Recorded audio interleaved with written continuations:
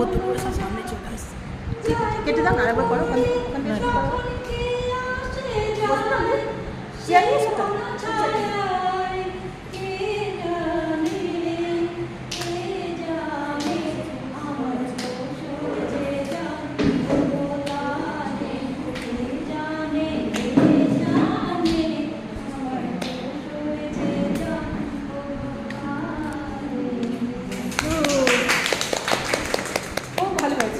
খুব ভালো হয়েছে, সুন্দর করো একটা